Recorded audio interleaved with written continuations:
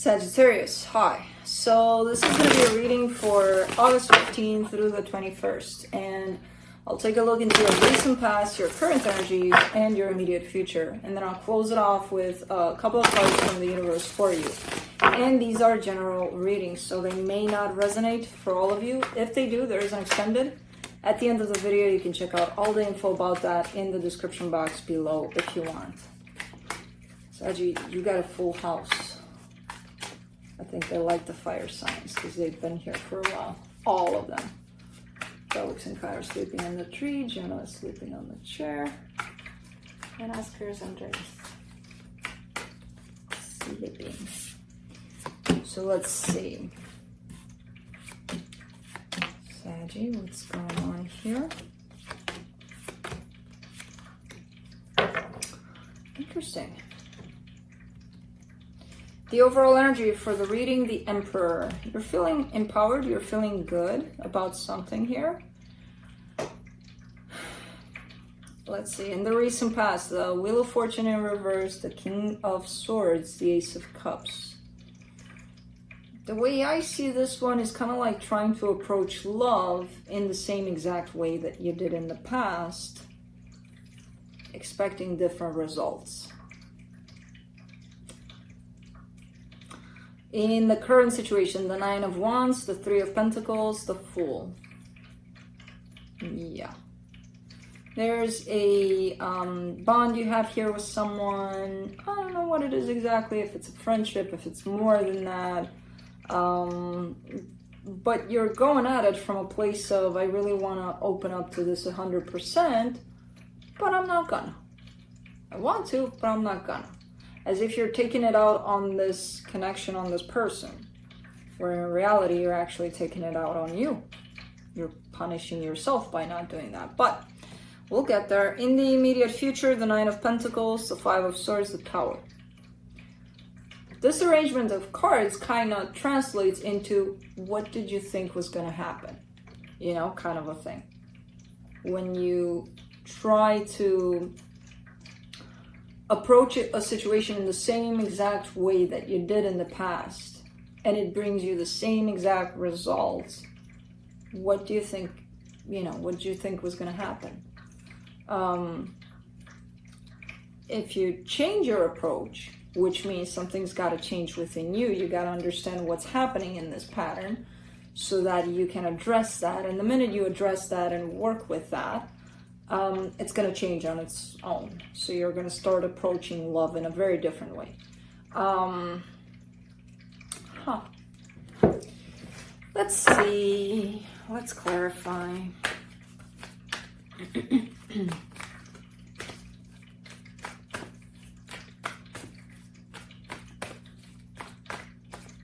Let's clarify the Emperor. The Nine of Pentacles, the Ace of Cups, the Empress. Great.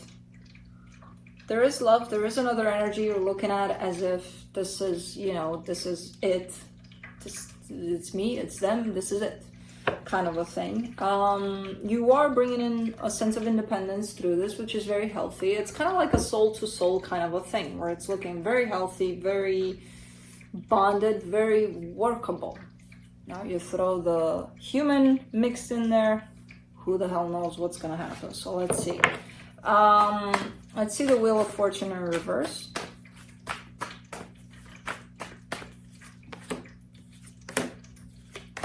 Six of Wands, the High Priestess, the Ten of Swords. Okay. Something that makes you feel good at first.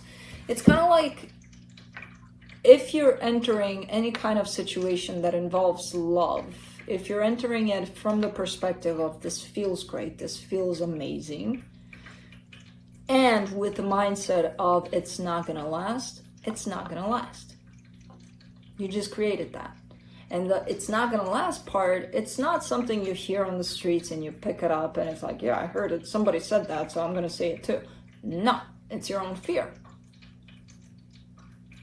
That's why you're saying it, not because you heard it someplace else.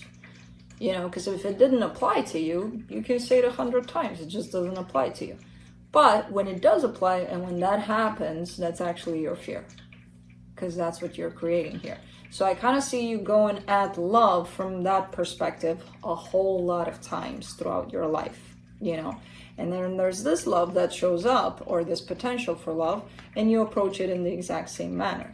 And then the exact same result comes at the end, which, depending on your fear, I kind of get the sense that that's what happened. That's what you brought to the table.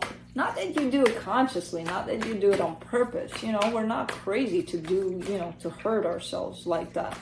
But we end up doing it anyways, because we're unaware of these fears we're carrying.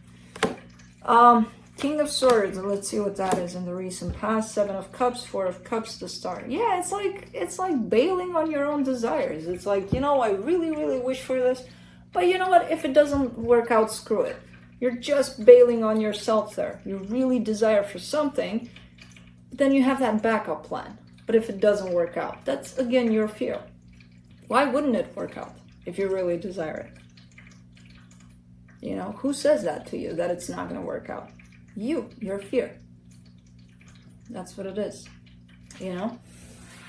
So again, it's kind of like a way to sabotage yourself without even knowing that you're doing that. Let's do the Ace of Cups in the past there. Yeah, and before you know it, you walk away from love. For the Ace of Cups, you get the or love walks away from you. Regardless, that scenario is created where this love is not going to last, so somebody has to walk away in it. For the Ace of Cups, you get the 7 of Swords, the Wheel of Fortune, the 7 of Wands. And then you get pissed off. Why did this happen? Why is this happening to me over and over and over again? What you think was going to happen? You know? It's a very hard and subtle energy that's showing up here for you, because it's not one of those things where you're consciously walking on the street and you're creating this whole scenario where if love, God forbid, shows up, you're vanishing it from the get-go consciously. You know exactly what you're doing. You have no idea that this is happening energetically, actually, surrounding love. You know, so there's definitely something tied up to love for you that says, it's probably not going to happen anyway, So that can be changed, by the way, you know. You just have to be honest with yourself. Take this energy of love, put it in front of you, and have a conversation, have a one-on-one with it, and see what it's saying, you know. Be really honest about what you say to it, what it's saying to you. See where you're talking from fear, see where you're not. Let's do the 9 of Wands in the current situation. 8 of Swords, 9 of Wands, again, the Strength card. Okay. Yeah, you start to complicate things here when you go up in your head about everything. And that creates resistance to actually having that one-on-one with love. Because it's like you got to get in touch with your heart here. And the more you're up here complicating that process, the more you're not going to get in touch. You know, the more you're resisting the actual process. I feel like you're tired of this overthinking aspect, you know? Not tired enough to fall into your heart, though, not yet. Let's do the 3 of Pentacles. Ooh, the World card, the 3 of Swords, the Knight of Swords. I think it was you that showed up in the past with the sense of almost like a game, like it's becoming almost like a game. And someone of course commented, how dare you say I'm playing games? Get with the flow and understand I'm talking about energies, not about you playing games here, you know. But it's definitely coming back in as that kind of a, like it becomes a challenge, like almost like this fear is somehow creating this scenario in which love is gone so that you can start chasing it afterwards. So it's a very complex kind of a fear that's taken over, and it's creating something else for you. Tom and Jerry, yeah, welcome back kind of a thing, you know? Like, okay, let me chase it now. Ooh, man. Because if the energy in itself of fear is not really tapped into and see how it kind of affects you in that way, it's going to create upon it other energies and other energies and other energies, which are not necessarily great. You know, they're still kind of make you run in circles, basically, you know? But it does have that feel of, yeah, I'm gonna play this game so that I can go and chase it afterwards. Which again, not doing it consciously. You're not a professional gamer. I mean, if you are, you know, in real life. That's actually quite a cool job, I think. But anyways, for the Fool, in the current situation, you get the Nine of Swords, the Hangman, the Page of Cups. Yeah, it's taken a lot away from you, from what you actually feel. There's a whole lot of desire. There's a whole lot of wanting to trust and give love that benefit of the doubt, you know, where it's not going to hurt you, where there's a whole lot of that showing up on your side. Like, I really wanted to trust love and to just be with it. At some point in your life, when you did that, you got hurt. And that's how that fear was created. You know? At some point in your life, when you're fully open to love, your pain over that is still showing up here now for you. So that is what needs healing. That's what needs addressing on your part, because that's what runs the show for you ever since, in every kind of love aspect in your life. Let's do the Nine of Pentacles in the immediate future. The Chariot, the Two of Pentacles, the Six of Pentacles. Yeah, it's like the same pattern. Love has to hurt me so that when it does, I keep on chasing it to get it back. And then I still enter it with that fear that it's going to hurt me. So it's going to hurt me over and over again. And then I'm going to chase it over and over again. You're showing up with the same pattern. Because you got to make it right. That's why you chase it. You got to make it right. And when you make it right, it hurts you again. And then you chase it again to make it right again. To fix it. Interesting pattern. Interesting pattern. And it's all standing from this place of, this is where it all started. When you, at some point in your life, and go way back in your life, when you fully opened up, when you trusted completely, you got hurt. That's what created the fear created the pattern, and here you are, playing Tom and Jerry. Five of Swords in the immediate future, the Magician, the Ace of Pentacles, the Justice card. Oh, and Tom and Jerry reference for the new Sagis watching this. I think in my first year of doing this, you had a title of Tom and Jerry, and it kind of continued on that pattern for several readings. So as I said, this pattern has been around for a while for you. So Tom and Jerry is back. All right. So for the Five of Swords, the Magician, the Ace of Pentacles, the Justice card. See, because you're telling me, look, I'm working on it. I'm trying to make it right. I'm trying to bring it all into balance. Every time I start something new, I'm trying to do it different, and I'm trying to...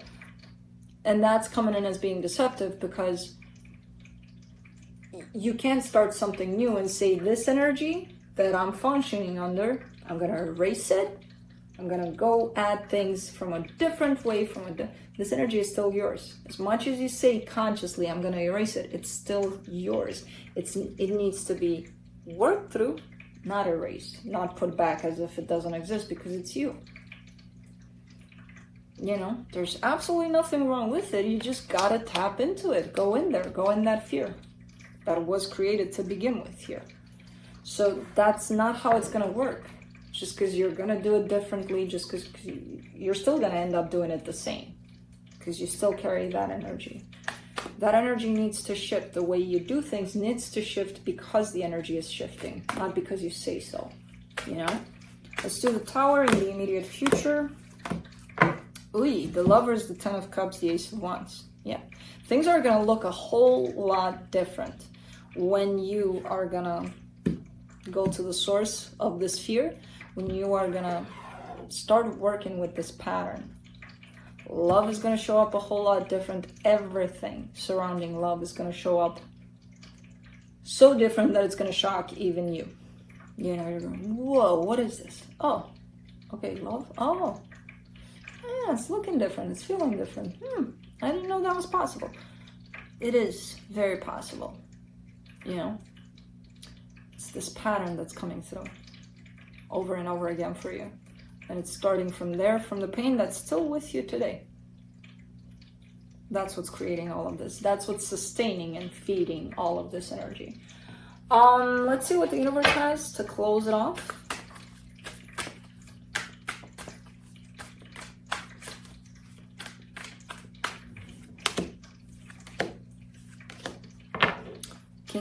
King of Wands, the Death card, the Nine of Swords. Yeah.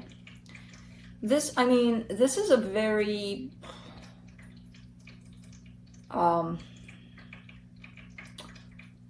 this is basically part of your identity by now, you know, so it's kind of like killing off the old Sagi so that the new Sagi can be reborn. That's kind of like how it's showing up for you. I don't see it necessarily that way. It could show up as drastic as that for you, like, okay, the old Sagi's got to go, okay? We're not doing things like the old Sagi. We got to do things like the new Sagi, so let's learn how to create a new Sagi.